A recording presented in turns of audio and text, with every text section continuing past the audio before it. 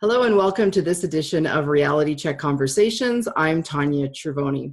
Today I'm talking with Janelle VanHalst. Janelle is a facilitator, she's a coach, and she's someone who has deep expertise in helping other people become really great leaders. You can read more about Janelle's background using the link below this video. And today we want to tap into that leadership expertise and have a conversation with Janelle about what does it look like to be coaching and delivering feedback in this environment today? Janelle, thank you for joining the conversation. Thanks so much for asking me. My pleasure and an honor. So I know you and I have had a lot of conversations around this. Leaders are really struggling right now. I mean, leaders can struggle at the best of times to, engage in coaching and feedback conversations. But right now, they're trying to figure out, how do I coach? How do I maintain productivity? What does it look like to have these conversations in an environment that not only just went instantly virtual, but with all the surround sound, all the stress and uncertainty? So I'd love to hear, what are you seeing? How are you advising leaders? How do we need to think about our approach differently right now? Well, three key points I think critical in today's COVID world are really clarifying your intention when you're having a conversation with somebody. So assuming you're having a conversation, a one-on-one with one of your team members, having a very crystal clear and recalibrated mindset in regards to your intention. How are you showing up? Secondly, empathize with your staff members without any assumptions about how they're doing or how they're not doing. And thirdly, really having a short list of planned coaching questions to help guide your dialogue and help get you back on track. As, of course, this is a dialogue conversation. It's dynamic. It's not necessarily a structured, produced event. But again, having that plan and structure really helps build your confidence and your, again, ability to get back on track if things do detour. That's good. I can't wait to hear a little bit more about each one. And I'm grinning because I'm someone who I think when it comes to these conversations tends to go off the cuff. So I love the reminder that we want to be planned, not scripted, but we want to be planned. So starting with intention, tell me more. Well, I think this current workplace, virtual workplace, has really helped amplify this piece. What's my absolute intention? Now, when I think of that, it's what's my intention of this particular call, but it also helps me recalibrate what's my purpose as a leader? What's my intention as a leader? So prior to having a one-on-one conversation, virtual conversation with an employee, I might think about, okay, how do I want to show up? What's my intention of this particular call? And I seem to always be coming back to one or two or both of these primary goals. And they are, number one, how can I increase the level of safety, comfort, support of this person in this time? And secondly, how can I maximize their productivity? Of course, my job as a leader is still as a performance coach. So again, this duality of the soft and fuzzy kind of safety security and the actual tangible results and outcomes and productivity. So sometimes my goal is twofold with my folks, and sometimes it's primarily focused on one of them. But regardless, what is my clear intention? Yeah, that makes a lot of sense. So that will obviously direct the types of questions you ask. And I think a lot of leaders are probably nervous because of the number of things that feel like they're outside of our control. Like I've had people say, well, how do I talk about productivity in an environment where I can't even tell someone whether they're going to have a job next month? But I guess that's where probably your step two around empathizing comes into play. So tell me more about empathy. And I'm glad you mentioned that, because it's not the leader's job to wave a magic wand, and we wouldn't expect that to ever happen. And I think a lot of leaders don't have these conversations, these very candid conversations with their people, because they know that they can't make this COVID world go away. They can't have daycare reopen.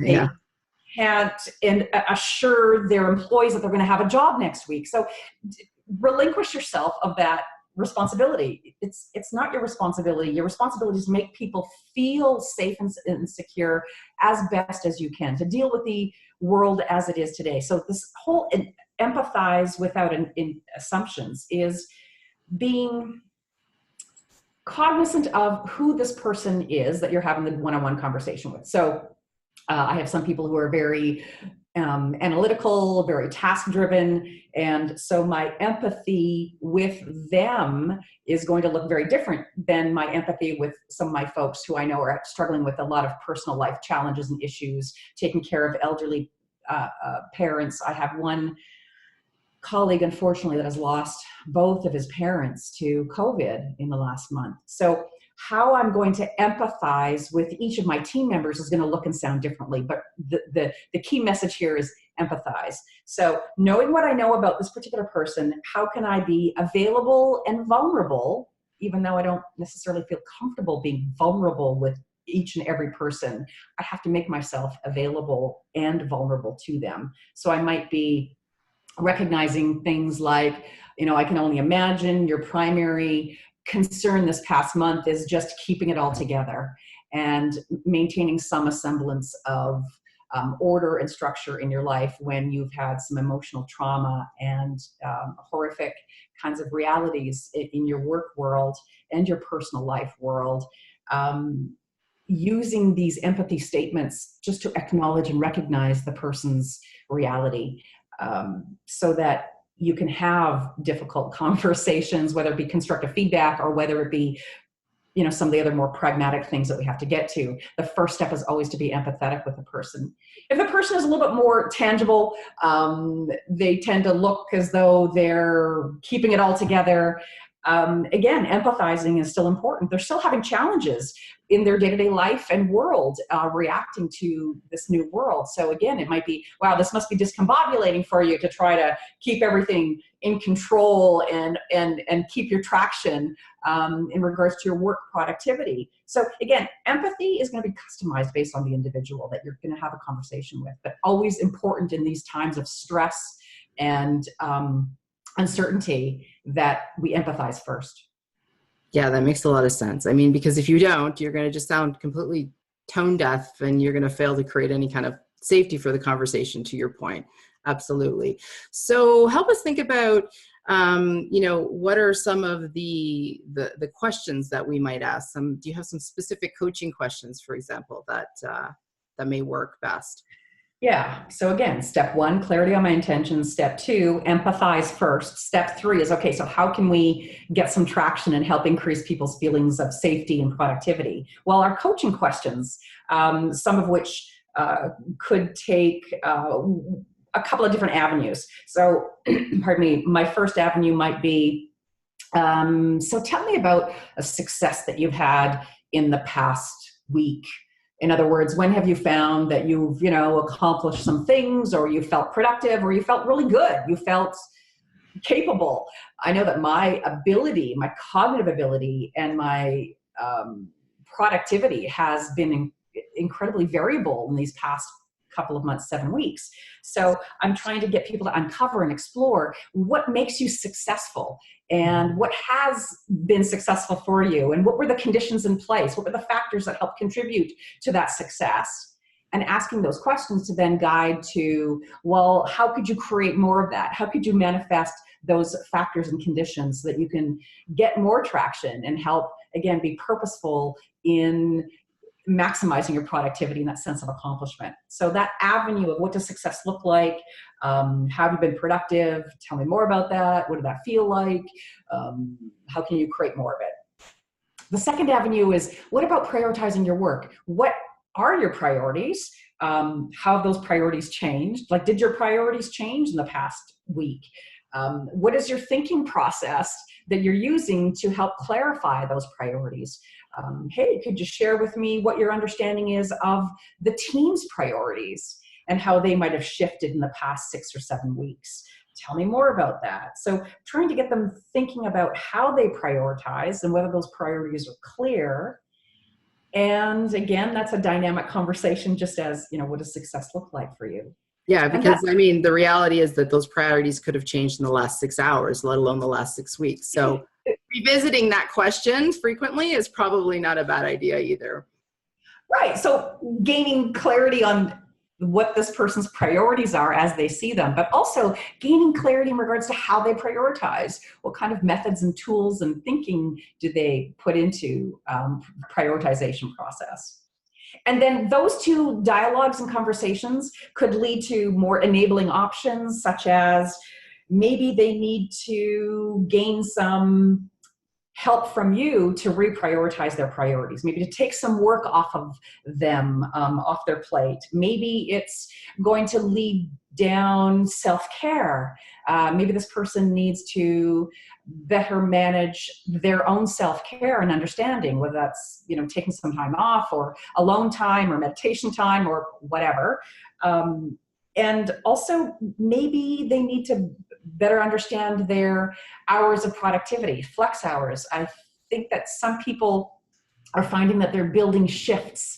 So they're, you know, more productive on these particular hours with kids at home or not at home, and really defining a bit of a schedule or an agenda or calendar that helps them isolate their high productivity so they can maximize that. And I love that you're sharing all this, because I think for a lot of leaders, these are conversations they may not have been having with people. You know, it's getting a lot more personal and they may feel uncomfortable, but I think it's really important, because if me as if I were your employee and you're asking me those questions, suddenly you're giving me the permission space to, you know, maybe ask for a day off, or maybe work unconventional hours, or to say no to something, or, you know, where I might have been hesitant, but you've put it on the table as being open for discussion, because we're in new times. So we need to have different kinds of conversations. I love that. And they're not comfortable. Nope. They're not comfortable conversations. And how can I put this? We want people to be productive and secure and safe, but we can't necessarily control that. All we can do is help foster in the person their own level of, you know, sensations of safety, security, as well as productivity. So we're not the hero. We're part of the solution, not part of the problem. And part of the solution is, digging into these dialogues and conversations, so that we can, again, realize our intention. So it's not our responsibility to make the world, you know, different. It's our responsibility to attempt to allow our people's worlds to be different, enabling them and empowering them to make their world more conducive and healthy.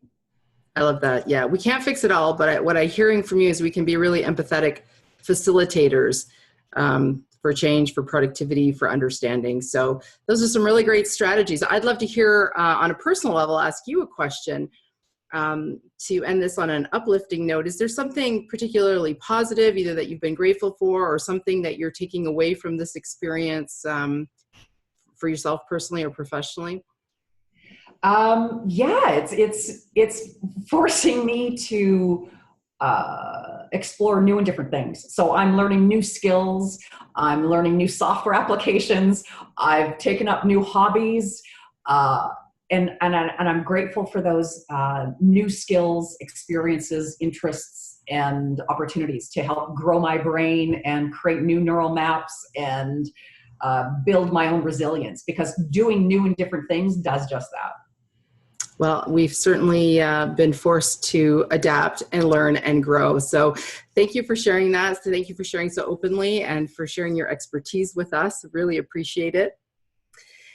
And thank you everyone for watching this episode of RealityChek Conversations. If you found something of value, please take a moment to share this video with others and to subscribe to our channel. Thanks for watching and enjoy the rest of your day.